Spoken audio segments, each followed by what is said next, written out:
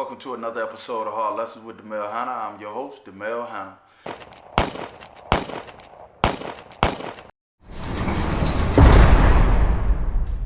So 2001 June, I'm back in population. I'm in Sea House now, Stateville. So, it's some big cats over here and shit. I done pretty much got acclimated and shit. People know me or whatever. I've been in the institution now a little over 2 years. So, guys know me, man. My name, it carries weight. It's in good standing. I'm good. So, but it's around this time, I was watching, the organization. It was going through a change of the guard. One guy, he had it, you know what I'm saying, and it flipped. He was an old timer, and the institution was changing. It was becoming more young, and the young membership, they wasn't really feeling him. You know what I mean? So a young guy came through. He was young. He had superstar power. You know what I'm saying? So it became his. And the young generation, they embraced him. They liked that. So I was in the middle of that. I was aware of that. I was still really,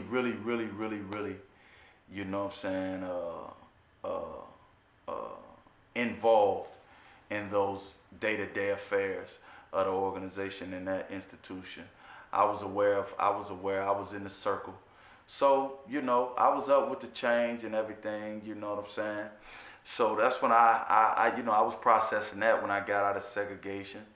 And then we went on lockdown immediately because a guy, he had killed his cellmate and shit.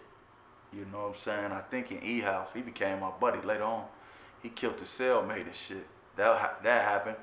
Then while we was on lockdown for that, the dude that was next door to me, when I first had my first fight, Tony Smooth, he died. Rest in peace. He died right above me in Sea House in like July. Yep. He died. Yep. So we was on lockdown. They was like, damn, he died. They knew what he died of. You know what I'm saying?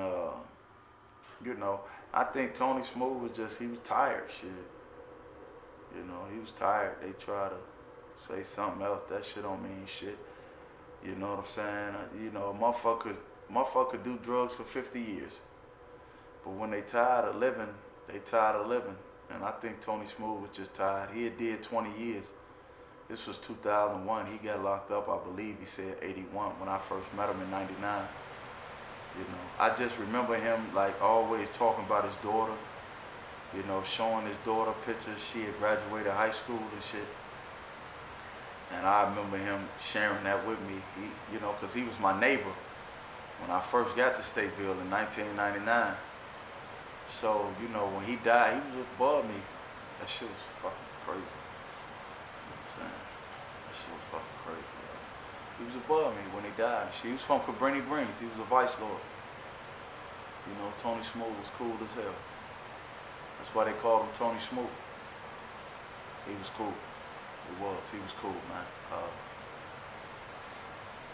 He died above me in Sea House in 2001, around July, so I'm like, damn, I dealt with the reality of that. I'm like, damn, Joe, Tony Smooth, above me, he dead, he out of there. Did 20 years, he out of that old. It's over with, he made it out.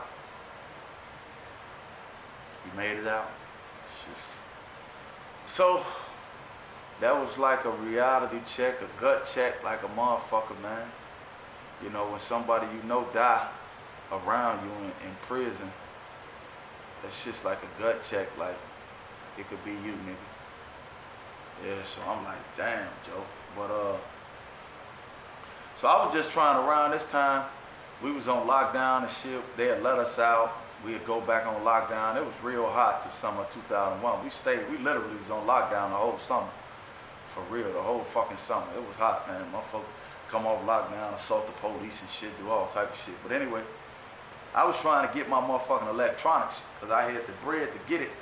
And one of the wardens, he was an assistant warden named Warden Moat. He kept telling me like, man, I'm gonna give you a special shot because I had a lot of C grade and shit. C grade On C grade, you only can spend $30. In order for you to spend a lot of money, you got to be in A or B grade. But I was in C grade because I caught all them tickets and shit. So whenever you go hit tickets, they automatically go give you C grade. So they might say you got a month segregation, 3 months C grade. You know what I'm saying? And so you would, after you get out of SED, you in C grade, you only can spend $30 for probably 2 more months. That shit be bogus, but that's what they do in the institution. It's called C grade. Everybody hates C grade. That shit fucked up. But around this time, I was just trying to really just I was just trying to get my electronics. So I bumped into Ward Moat. I gave him my commissary. I already had it filled out. I had television and radio on that motherfucker. And on everything. What I did is, I bumped into him and I reminded him. And he told me to holler at the at either the superintendent or the lieutenant of the house. And this captain named Manning, you know what I'm saying? He had the cell house at the time. I gave him my slip. He asked, it was all females over here in C House. That's why everybody loves C House, I promise you. I'm gonna name them all. Look, on this shift particularly. Miss McCullum, Sergeant Curl, Miss Davis, Miss Cole, Miss Hart, and it'll be some other ones. And they used to have like 2 guys on their first shift. Like everybody wanted to be in C House. Like one shift had like 6 women. Everybody wanted to be in C House, I promise you. For that very reason. But women was all over the institution, but for that very reason. So he asked them, they like, he cool. And I guess he gave my slip to the assistant warden Moat, because Moat sent it to the commissary. They sent it to the commissary, and commissary sent the radio and the TV over to the cell house. And one day they called me down there, and my TV and radio was there, I promise you. And I was like, damn, okay, so that's really was my focus. So I was able to get my TV and radio that summer in 2001. And then, September hit 2001. It was like any other normal day. I promise you, it was like any other normal day. I was on top of the. No, matter of fact, I think I was asleep. Because my cellmate, he was a Latino. He looked like a white dude, but he was Puerto Rican though. On everything, yeah. He was a king too. He was cool than a motherfucker. You know, he had got caught up in some shit in Pontiac, some real heavy shit.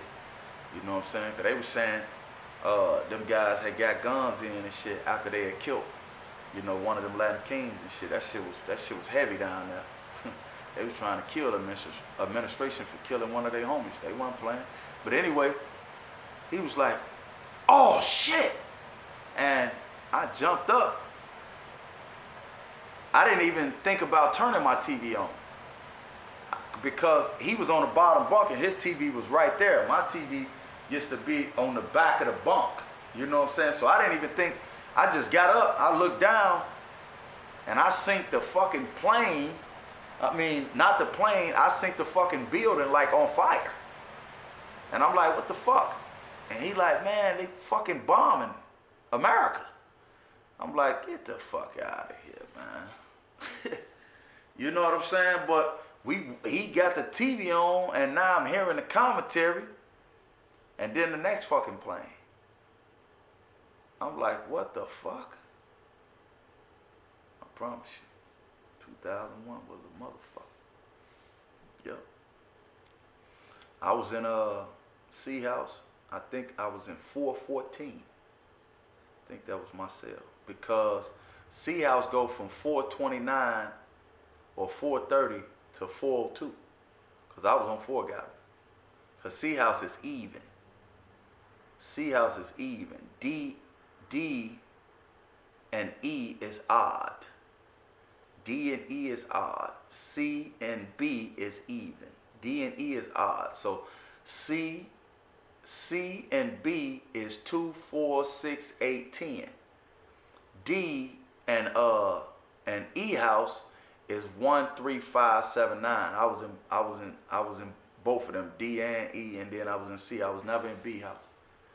But you know, everything else. But yeah, 2001, yo. I was in C House. 9/11.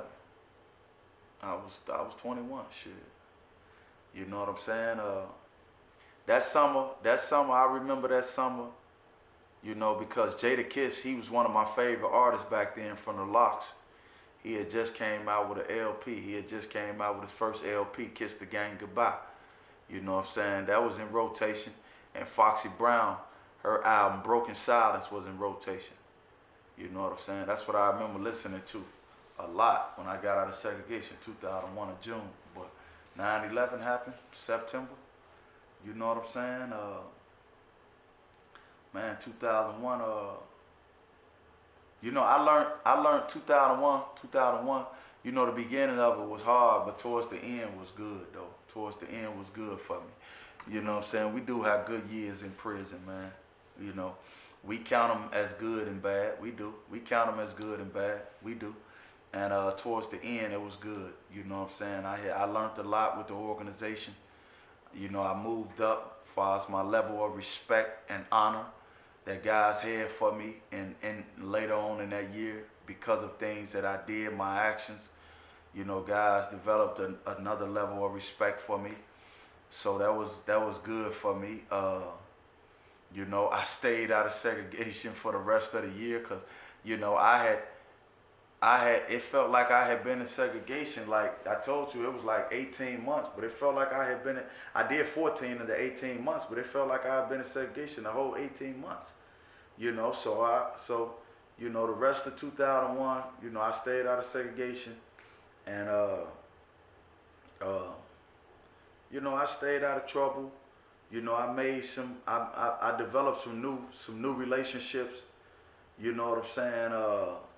And then towards the end of 2001, they banked me to cheat on. They banked me to cheat on everything. They banked me to cheat on. So I felt like 2001 ended so good for me because they banked me to cheat on. And going to cheat on in Stateville is like going to heaven. I promise you. So let's go to cheat on.